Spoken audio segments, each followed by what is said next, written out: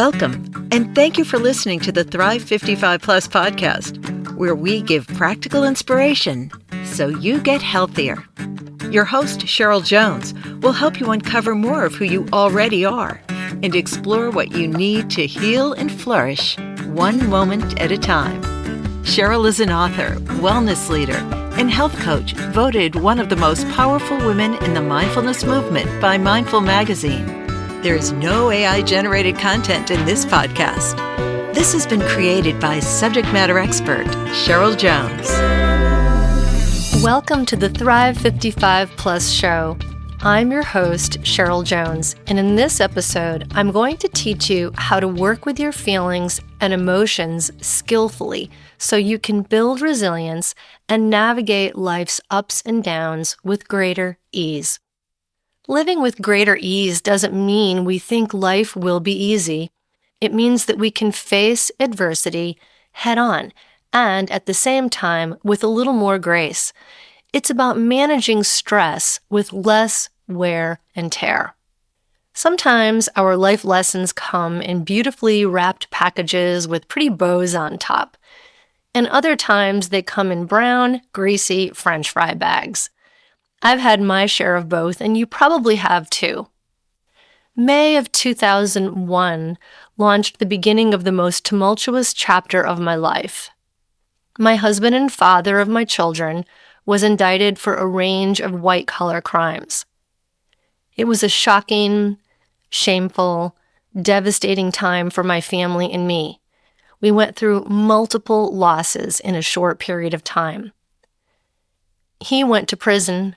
We got divorced. I received no divorce settlement, no alimony, and no child support.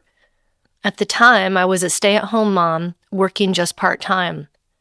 I was forced to file for bankruptcy and sold all my valuable possessions to survive. I became a solo parent for the next 10 years. We lost our social standing, our lifestyle, our home, and many of our friends. My cosmic egg was surely cracked. So many things were happening that I could not control. I was barraged with waves of negative feelings.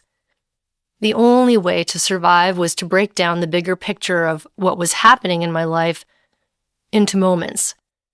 When I look back, I believe it was my mindfulness practice, my faith, and my inner constitution which enabled me to survive and to focus on the only thing I could control, which was how I handled what I was facing. I share my personal story in my book, Thriving When Your Cosmic Egg is Cracked, A Mindful Journey. In each chapter, I offer reflective exercises to help readers to develop their awareness and build new skills to survive and thrive. What I learned was that how we handle what life presents us with matters. It is the difference between surviving and thriving. I discovered that even in the midst of crisis, we can have moments when we thrive. The choices we make while we're in survival mode can lay the foundation for us to thrive when we finally get to shore. Thriving is about transforming our pain into wisdom and eventually rising up with greater resilience, clarity, and compassion. In order to thrive, we must learn how to work with strong negative feelings. Getting in touch with your feelings and working with them skillfully are two different things. Self-awareness is a great start, but it doesn't necessarily translate into skillfulness. This is what I want to focus on. Why? Because if you master the ability to notice feelings and work with them in a skillful manner, you will develop the belief that you have the capacity to deal with what life presents you with. You will have more confidence and trust in yourself to face adversity head on, heart open. You will get to know yourself better, learn your lessons, and be able to take that insight forward. So, where do you begin? You start by giving yourself permission to notice feelings as they arise. Instead of shutting down or ignoring feelings, you learn to work with them. even unpleasant, strong feelings like rage, grief, contempt, fear, and shock. As you practice getting comfortable with being uncomfortable, you develop resilience. A client recently shared that anger and sadness were the only feelings she was aware of. Another asked, "How can I tell what I'm feeling?" Most people are out of touch with their feelings despite recent education on social emotional intelligence. Those of us over 55 are especially uncomfortable with our feelings because we were raised thinking it was a bad thing to express them. We were socially conditioned to believe this was weak or irrational. Getting in touch with our feelings and learning to work with them is critical for healthy aging. This helps us reduce stress and recover from emotional numbness. As you tune in to your feelings, you'll notice that some are pleasant while others are unpleasant. This isn't about dwelling or stewing, but rather noticing your feelings. Sometimes we have feelings about our feelings. We feel some are okay or acceptable, and others are not. For example, many of us were taught that if you're a woman, it's okay to feel sad but not angry. And if you're a man, it's okay to feel angry but not sad. The truth is that all feelings are acceptable. We're going for neutrality here. It's about having a willingness to notice feelings without self-judgment or self-criticism. Increasing awareness and emotional intelligence happens over time. It's about gently checking in on the internal weather as you go through the day. Sometimes it's cloudy and stormy, other times bright and calm. I'm inviting you to make it a practice to pause and note how you are feeling, and to create space to be with feelings just as they are. In moments when you find yourself feeling overwhelmed with stress and anxiety, just stop.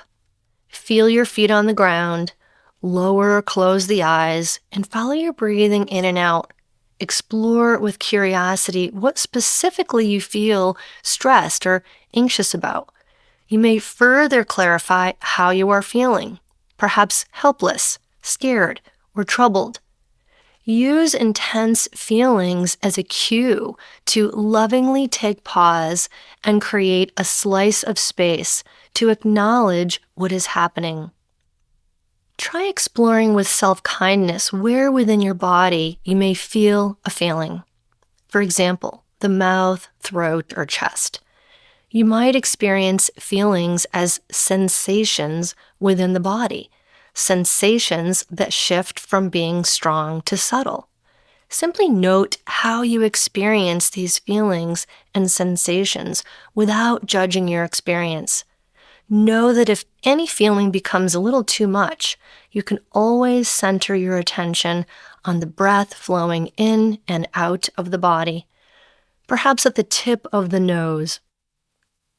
Giving yourself a few moments to stop, tune into your breathing, and acknowledge unpleasant feelings is an act of self-care, a way to put your own oxygen mask on first. You may hear that I'm not using the terms feelings and emotions as synonyms. They have similar aspects, but they are different, and the terms are not interchangeable. A primary difference between feelings and emotions is that feelings are experienced consciously, while emotions can manifest either consciously or subconsciously. It's been said that emotions are the language of the soul, our authentic self, the who of our being. Our soul's evolution involves the journey to understanding the depths of our emotions, as well as what needs to be healed within so that the soul can perfect itself. I'm sharing this so you understand that there may be times when you can't really tell how you feel, and that's okay. There's no need to label every feeling or emotion that you experience. In fact, this would probably create more stress.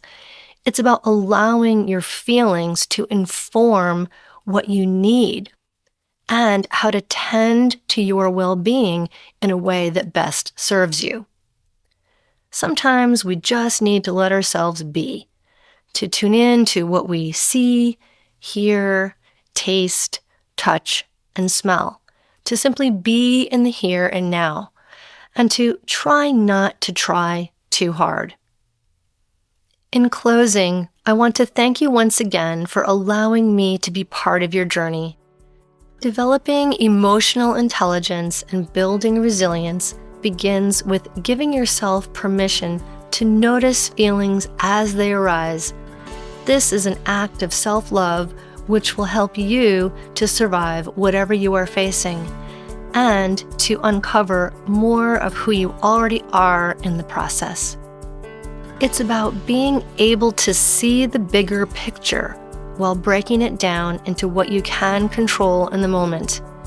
As you feel more balanced and steadier within yourself, you'll be able to do what the moment is calling for and to grow. But don't believe me. Give these practices a try and see what you discover.